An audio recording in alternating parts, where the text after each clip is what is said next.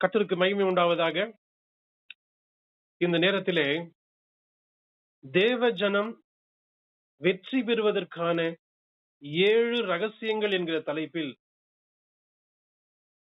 2 நாளாகமம் 13ஆம் அதிகாரத்திலிருந்து நாம் தியானம் செய்ய இருக்கிறோம். வெற்றியின் ரகசியம் என்ன? இதை ஒரு ராஜாவுடைய ஆளுகையின் காலத்தில் நடைபெற்ற ஒரு உண்மை சம்பவத்திலிருந்து நாம் இதை படிக்க இருக்கிறோம். 2 நாளாகமம் 13ஆம் அதிகாரத்தில் முதல் வசனம், ராஜாவாகிய யெரொபெயாமின் 18ஆம் வருஷத்தில் அபியா யூதாவின் மேல் ராஜாவாகி 3 வருஷம் எருசலேமில் ராஜ்யபாரம் பண்ணினான் என்று எழுதியிருக்கிறது. இங்கே அபியா என்கிறதான யூதா ராஜாவை பற்றி நாம் வாசிக்கிறோம். அபியா என்கிற யூதாவின் ராஜா மற்றும் யூதா ஜனங்கள் இவர்கள் எவ்வாறு வெற்றி அடைந்தார்கள் என்பதுதான் நம்முடைய தியானம். அன்பானவர்களே, அபியா என்பவன் யார் அப்படின்னு பாத்தீங்கன்னா, யூதா பரம்பரையில் இவன் 4வது ராஜா. தாவீது 1வது ராஜா, 2வது சாலமோன். இவர்கள் ஒருங்கிணைந்த இஸ்ரவேலின் ராஜாக்கள். அதற்கு பின்பு சாலமோனுடைய மகனாகிய ரெகொபெயாமின் மகன் தான் இந்த அபியா. இவர்கள் பிளவுபட்ட யூதா சாம்ராஜ்யத்தின் 2வது ராஜா இவன். இவனை பற்றி 1 ராஜாக்கள் 15ஆம் அதிகாரம் 1 முதல் 8 வசனங்களில் குறிப்பிடப்பட்டிருக்கிறது. அங்கே இவனுடைய பெயர் கொஞ்சம் வித்தியாசமாக அபியாம் என்று சொல்லப்பட்டிருக்கிறது. 1 ராஜாக்கள் 15 1 முதல் 8 பகுதியில் சொல்லப்பட்ட அபியாம் என்பதும் 2 நாளாகமம் 13ஆம் அதிகாரத்தில் சொல்லப்பட்ட அபியா என்பதும் ஒரே ஆள் தான். பெயர்ல ஒரு சிறிய மாற்றம், அவ்வளவுதான், வித்தியாசம் அவ்வளவுதான். இவன் யூதாவின் ராஜா. இவன் ஆளுகை செய்த காலம் வெறும் 3 வருடங்கள் மட்டும்தான். ராஜாக்களின் புஸ்தகத்தில் இவன் தன் பிதாக்களின் வழியிலே பாவம் செய்தான் என்று சொல்லி சுருக்கமாக இவனை பற்றி எழுதி முடிக்கப்பட்டிருக்கிறது. சராசரியாக வருஷ கணக்கில் நாம் கவனிக்கும் பொழுது கிமு 951ஆம் ஆண்டு இவன் பிறந்திருக்கிறான். இவன் ஆளுகை செய்த காலம் கிமு 915 முதல் 912 வரைக்கும் இடைப்பட்ட காலம், 3 ஆண்டுகள். குறுகிய கால ஆளுகையா இருந்தாலும் கூட இவனுடைய ஆளுகையின் காலத்தில் ஒரு பெரிய வெற்றி இவனுக்கு கிடைத்திருக்கிறது. முதலாவது குறிப்பு, இவனுடைய பெயர் அபியா. அபியா என்பதற்கு தேவன் என் பிதா என்று அர்த்தம். அபி என்றால் பிதா, யா என்றால் யெகோவா. தேவன் என்னுடைய பிதா என்பதுதான் இவனுடைய பெயருக்கு அர்த்தம். இவனுடைய பெயரிலிருந்து நாம் புரிந்து கொள்ள வேண்டியதான ஒரு காரியம் இருக்கிறது. எல்லா ஜனங்களுடைய பிதாவா இருப்பவர் தேவன் என்பதை நாம் புரிந்து கொள்ள முடியும். ஆகவேதான் நம்முடைய ஆண்டவராகிய இயேசு கிறிஸ்து ஜெபிக்கும் பொழுது பரமண்டலங்கள் இருக்கிற எங்கள் பிதாவே என்று ஜெபிக்கும்படி சொல்லிக் கொடுக்கிறார்.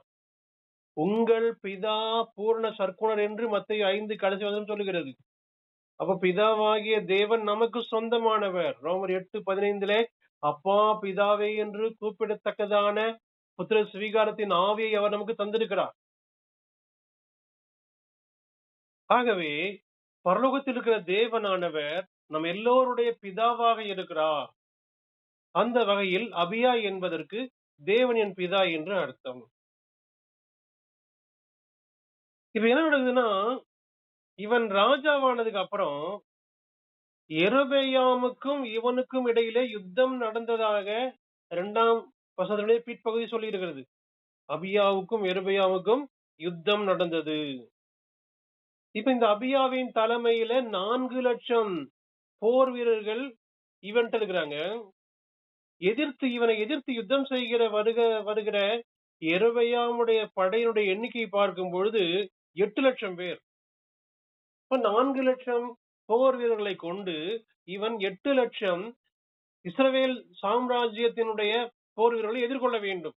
இவங்க வேற யாரும் கிடையாது, பிளவுபட்ட இஸ்ரவேல் சாம்ராஜ்யம் தான்.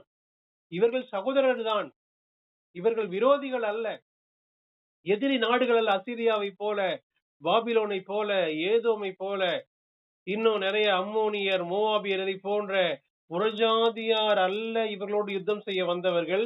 தங்கள் சகோதரராகி இஸ்ரவேலரோடு இவர்கள் யுத்தம் செய்ய வேண்டியதாக இருக்கிறது. அந்த சூழ்நிலைக்கு இவர்கள் தள்ளப்படுகிறார்கள். அன்பானவர்களே, அதாவது தேவ ஜனங்களுக்கு எதிரி யாருன்னு கேட்கும் பொழுது, இந்த உலகத்தில் உள்ள எந்த மனிதனும் தேவ ஜனங்களுடைய பகைஞன், எதிராளி கிடையாது. நாம் எந்த மனிதனோடும் யுத்தம் செய்ய வேண்டிய அவசியம் இல்லை. நம்முடைய ஒரே எதிரி பிசாசானவன் மட்டும்தான். ஆகவேதான் தேவனுடைய மனிதனாகிய பவுல், நமக்கு மாம்சத்தோடும் ரத்தத்தோடும் யுத்தம் கிடையாது. நம்முடைய யுத்தம் எல்லாம் வானமண்டலத்தினுடைய பொல்லாத ஆவிகளோடு மட்டும்தான் என்பதை தேவனுடைய மனிதனாகிய பவுல் திட்டவட்டமாய் தெரிவித்திருக்கிறார். ஆனா உண்மையில என்ன நடக்குது? இஸ்ரவேல் ஜனங்கள், யூதா ஜனங்கள் மாறி மாறி எல்லா ராஜாக்களின் காலத்திலும் யுத்தம் நடந்துட்டே இருக்குது. சிவில் வார், உள்நாட்டு யுத்தம் நடந்துட்டே இருந்திருக்கு. இது எவ்வளவு பெரிய பின்னடைவு! எவ்வளவு யூத ஜனங்கள், இஸ்ரவேல் ஜனங்கள் யுத்தத்திலே தங்கள் சகோதரரை தாங்களே வெட்டி கொன்று இப்படி அழித்து இப்படிப்பட்ட தீமை நடந்திருக்கிறது. இதுக்கு காரணம், அதாவது நான் என்கிறதான அந்த அந்த சிந்தை தான். நான் தான் பெரியவன் என்கிற அந்த சிந்தை, பணிந்து போகாத, தாழ்ந்து போகாத, அர்ப்பணிப்பு இல்லாத இந்த குணம்தான் அதாவது சகோதரர்களோட கூட யுத்தத்திற்கு எழுப்பி விடுகிறது. முதலாவது குறிப்பாக அவனுடைய பெயரின் அர்த்தத்தை நாம் படித்தோம். இரண்டாவது, 2 நாளாகமம் 13ஆம் அதிகாரம் 10ஆம் வசனம், எங்களுக்கோ கர்த்தரே தேவன். வெற்றியினுடைய இரண்டாவது ரகசியம், கர்த்தரை தேவனாக கொண்டிருக்க வேண்டும்.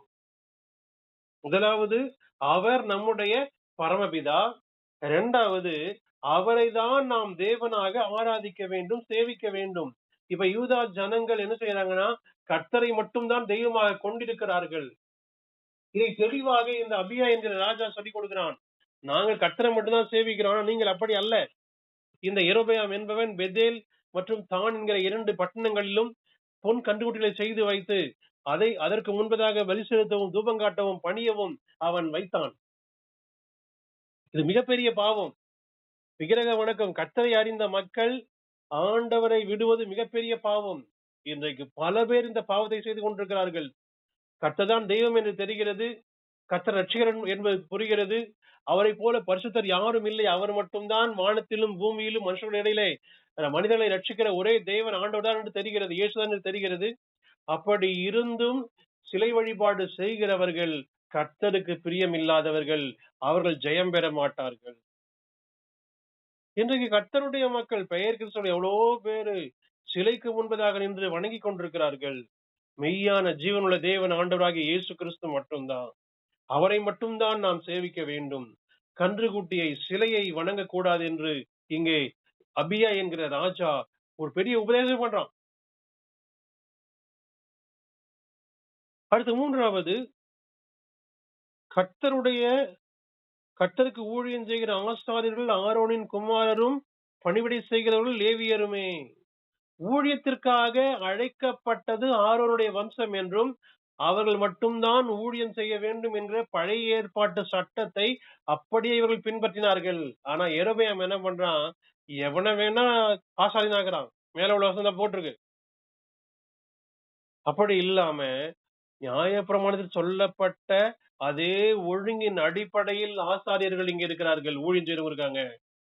அதே போல தெய்வீக அழைப்பு பெற்ற தேவ ஊழியர்களுக்கு கீழே தான் கர்த்தருடைய மக்கள் ஆண்டவரை சேவிக்க வேண்டும். இன்றைக்கு ஊழியம் என்கிற நிலையில், ஊழியன் என்கிற போர்வையில் மனம் போல வாழ்கிற பல பேர் என்ன செய்யறாங்கன்னா, ஊழியர்களாக தங்களை காண்பித்துக் கொள்கிறார்கள். அவர்கள் உண்மையாகவே அவர்கள் தேவனுடைய ஊழியக்காரர்கள் அல்ல. அவர்கள் ஏதோ பிழைப்பிற்காக, ஆதாயத்திற்காக தங்களை ஒரு போதகராக காண்பித்துக் கொண்ட எவ்வளவு பேர் இந்த உலகத்தில் இருக்கிறாங்க. ஆண்டவரால் அழைக்கப்பட்ட தேவ ஊழியர்களுடைய அந்த பணிவிடையின் கீழ்தான் தேவ ஜனங்கள் கர்த்தரை சேவிக்க வேண்டும் என்பதை இங்கே அபியா சொல்லிக் கொடுக்கிறான். அடுத்து நான்காவது, அதாவது இஸ்ரவேல் தேசத்துல, அதாவது யூதா ஜனங்கள் ஆராதனை முறையை சரியாய் பின்பற்றினார்கள். அது ரொம்ப முக்கியமான விஷயம். ஆராதனை ஒழுங்குகளை யார் சரியா பின்பற்றுறாங்களோ அவங்க தான் ஜெயம் பெற முடியும். 11ஆம் வசனம், அவர்கள் தினந்தோறும் கர்த்தருக்கு சர்வாங்க தகன பலிகளையும் சுகந்த வாசனையான தூபத்தையும் செலுத்தி காலையிலும் மாலையிலும் பரிசுத்தமான மேசையின் மேல் சமூக தப்பங்களை அடுக்கி வைக்கிறதையும் பொன் குத்து விளக்குகளையும் அதன் விளக்குகளை சாயங்காலந்தோறும் ஏற்றுகிறதையும் விசாரிக்கிறார்கள். நாங்கள் எங்கள் தேவனாகிய கர்த்தரின் காவலை காக்கிறோம், நீங்களோ அவரை விட்டு விலகினீர்கள் என்று இவன் சொல்கிறான். அதாவது ஆசரிப்பு கூடாரமாகிய தேவாலயத்தில் உள்ள ரெகுலேஷன் என்ன என்பதை அப்படியே இந்த அபியா சொல்றான். நாங்க இதை அப்படியே ஃபாலோ பண்றோம். இது பழைய ஏற்பாட்டு ஒழுங்கு. புதிய ஏற்பாட்டை பொறுத்த வரைக்கும் ஆவிக்குரிய சபையில் உள்ள ஆராதனை ஒழுங்குகளை யார் உண்மையாய் பின்பற்றுகிறார்களோ அவங்க மட்டும்தான் ஜெயம் பெற முடியும். இன்றைக்கு பல கிறிஸ்தவர்கள் ஆராதனையை விட்டு விட்டார்கள். ஆராதனை என்பது ஏதோ நேரப்போக்குக்காக உள்ளதை போல நினைக்கிறார்கள். இன்றைக்கு பல பேர் வீழ்ச்சி அடைய காரணம் என்ன? கர்த்தரையும் கர்த்தருடைய ஆராதனை யார் அவமதிக்கிறாங்களோ அவங்க ஜெயம் பெற முடியாது. இன்னைக்கு சிலர் பாருங்க, அவங்க இஷ்டப்பட்ட ஆராதனைக்கு வருவாங்க, அதுவும் அவங்க விரும்ப நேரத்துல தான் வருவாங்க. எப்ப எஞ்சி போவாங்கன்றது, எப்ப வருவாங்கன்னு தெரியாது. இன்றைக்கு தெய்வீக ஆராதனையானது ஒரு விரும்பப்படாத ஒரு விஷயமாய் மாறிக்கொண்டிருக்கிறது. அப்படி செய்யறவங்க என்ன செய்ய முடியாதுன்னா ஜெயம் பெற முடியாது. வெளியே தெரியாது. பலவிதமான தோல்விகளையும் சாபங்களையும் தங்களுக்குள்ளே வைத்துக் கொண்டு பக்திமான்களை போல காண்பிக்கிற பல பேர் நம்முடைய அனுதின வாழ்க்கையில் நாம் பார்க்கிறோம். தேவ ஜனங்கள் ஜெயம் பெற வேண்டுமானால் கர்த்தரை ஆராதிக்கிற ஆராதனையில ரொம்ப சின்சியராய் பங்கு பெற வேண்டும். சபையில எத்தனை பேர் இருக்காங்க, அங்க என்ன மியூசிக் இன்ஸ்ட்ருமெண்ட் இருக்கா, ஊழியக்காரர் பெரிய ஆளா சாதாரண ஆளா, இதெல்லாம் எதுவுமே தேவையில்லை. நம்ம கர்த்தர் ஒரு சபையில வச்சிருக்காரா, ஆராதனை டைம் என்ன, அந்த டைமுக்கு உள்ள போகணும். சரிய ஆராதனை முறையை பின்பற்ற வேண்டும். உபவாச ஜபமா, வேதபாட வகுப்பா, சபையினுடைய அத்தனை ஒழுங்குகளையும் சரியாய் பின்பற்றுகிறவர்கள் தான் வெற்றி அடைய முடியும், வெற்றியுள்ள வாழ்க்கை வாழ முடியும். அடுத்தபடியாக, இப்படி இவர்கள் ஒழுங்கா இதையெல்லாம் பின்பற்றுவதனால தேவனை தங்கள் பிதாவாக கொண்டிருந்தார்கள் முதலாவது. இரண்டாவது கர்த்தரையே சேவித்தார்கள். மூன்றாவது தேவனால் அழைக்கப்பட்ட ஊழியர்களுக்கு அவர்கள் பணிந்திருந்தார்கள். நான்காவது ஆராதனை ஒழுங்குகள் சரியாய் நடந்து கொண்டார்கள். அதனால என்ன செய்யறாருன்னா, கர்த்தர் இப்ப எதிர்த்து ஒரு இஸ்ரவேலை இவங்க கையில போடுகிறாரு. 2 நாளாகமம் 13:15 இப்படி சொல்கிறது, யூதா மனுஷர் ஆர்ப்பரித்தார்கள். யூதா மனுஷர் ஆர்ப்பரிக்கிற போது தேவன் யெரொபெயாமையும் இஸ்ரவேல் அனைத்தையும் அபியாவுக்கும் யூதாவுக்கும் முன்பாக முறியடித்தார். இப்ப இவர்கள் முறியடிக்கல, கர்த்தர் இஸ்ரவேலை அபியாவுக்கு முன்பாக யூதா ஜனங்களுக்கு முன்பதாக முறியடிக்கிறார். கர்த்தரை சேவிக்கிறவங்க யாரோ அவர்கள் ஜெயம் பெறுவார்கள். கர்த்தரை சேவிக்காதவங்க கிறிஸ்தவங்களா இருந்தாலும் அவங்க முறியடிக்கப்படுவாங்க. இப்ப இந்த மக்கள் யாரும் புரஜாதிகாரம் கிடையாது. இங்க எழுதப்பட்டிருக்கிறது 5 லட்சம் பேர் அன்றைய தினம் கொல்லப்பட்டார்கள் இஸ்ரவேல் தேசத்துல. இந்த 8 லட்சம் போர் வீரர்கள்ல, யெரொபெயாமின் 8 லட்சம் போர் வீரர்கள்ல 5 லட்சம் பேர் கொல்லப்படுகிறார்கள். எவ்வளவு பயங்கரம்! இது சாதாரண வீழ்ச்சி அல்ல. ஒரு 2 பேர் 3 பேர் மரணம் அடைஞ்சாலே அகால மரணமே அது எவ்வளவு பயங்கரமா இருக்கு. போர் வீரர்கள் லட்சக்கணக்கிலே வீழ்ச்சி அடைகிறார்கள். கர்த்தரே அவர்களை முறியடித்தார். ஏன்னா இவர்கள் இந்த பொன் கன்றுக்குட்டியை பின்பற்றினார்கள். கர்த்தரை விட்டு விட்டார்கள். தேவனுடைய ஆராதனையை விட்டு விட்டார்கள். ஆராதனை ஒழுங்கை அசட்டை பண்ணினார்கள். இதுதான் இவ்வளவு பெரிய வீழ்ச்சிக்கு காரணமாய் அமைந்தது. கர்த்தர் முறியடித்தார் என்று எழுதியிருக்கிறது. 6வது குறிப்பு, அவர்களை இவர்கள் கையிலே கர்த்தர் ஒப்பு கொடுத்தார் என்று 16ஆம் வசனத்துல போட்டிருக்கு. அப்போ இவர்களாக இஸ்ரவேல் ஜனங்களை முறியடிக்கவில்லை. கர்த்தர் என்ன செய்யறாருன்னா, இவர்கள்ட்ட அவர்கள் முறியடிக்கப்படும்படி ஒப்பு கொடுக்கிறார். அன்பானவர்களே, ஆண்டவர் அனுமதிக்காமல் என்ன செய்ய முடியாதுன்னா சத்துருவை நாம் ஜெயிக்க முடியாது. ஆண்டவர் ஒப்பு கொடுக்காம சத்துருவின் மேல் நாம ஜெயம் கொள்ள முடியாது. இந்த இடத்திலே கர்த்தர் என்ன செய்றாருன்னா, அவர்களை யூதாவின் கையில் ஒப்பு கொடுத்தார். இவங்கள்ட்ட எண்ணிக்கை கம்மியான பலன் தான் இருக்கு. 4,00,000 வீரர்கள் எங்க? 8,00,000 வீரர்கள் எங்க? ஆனா இந்த 4,00,000 பேரை வச்சு 5,00,000 பேர் முறியடிச்சிருக்காங்க. எவ்வளவு பெரிய விஷயம் இது. இந்த இது இந்த வெட்டுவது, கொல்லுவது இதெல்லாம் வந்து சாதாரணமான காரியம் இல்ல. யோசிச்சு பாருங்க. ஒரு சொட்டு ரத்தத்த பார்த்தாலே பயமா இருக்கும்.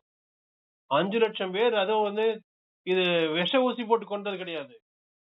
வாதை வந்து மயக்கம் வந்து மரணம் அடையல.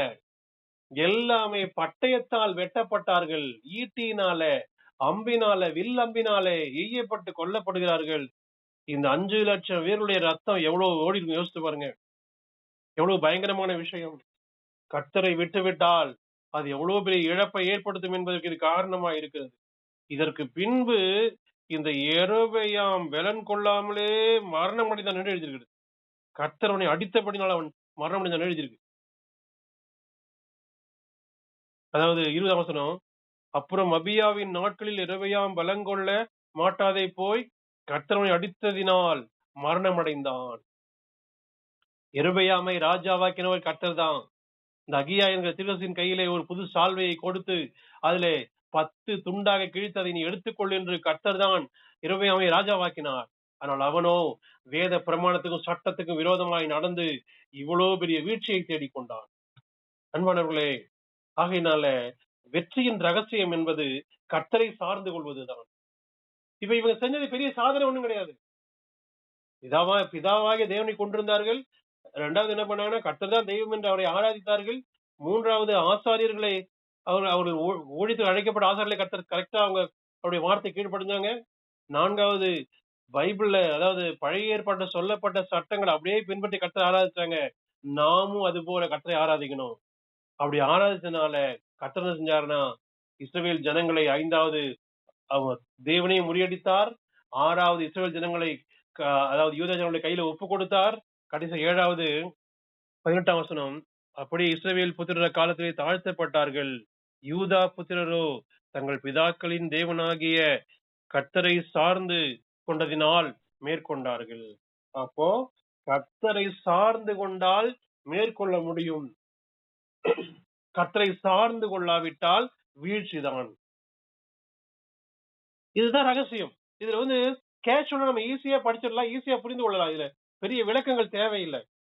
அன்பானவர்களே, அப்ப ஆண்டவரை சார்ந்து கொள்ளுகிறவங்க யாரோ அவங்க ஜெயம் பெறுவார்கள். இந்த அபியாவும் யூதா ஜனங்களும் ஒவ்வொரு ஸ்டெப் பை ஸ்டெப்பாக அவர்கள் கர்த்தரை சார்ந்து கொண்ட விதம் வேதத்தில் எழுதியிருக்கிறது. ஆகவே அவர்கள் ஜெயம் பெற்றார்கள்.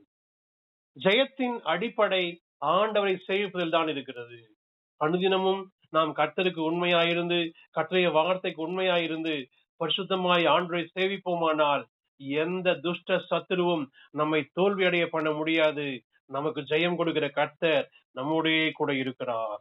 நமக்கு எதிராய் வருகிற எல்லா தீய கிரியைகளையும் கர்த்தர் முறியடிப்பார் என்பதை விசுவாசிப்போம். ஆண்டவரை உறுதியை பற்றிக் கொள்ளுவோம். கர்த்தர் தாமே இந்த வார்த்தையால் நம்மை ஆஸ்வதிப்பாராக. ஆமென்.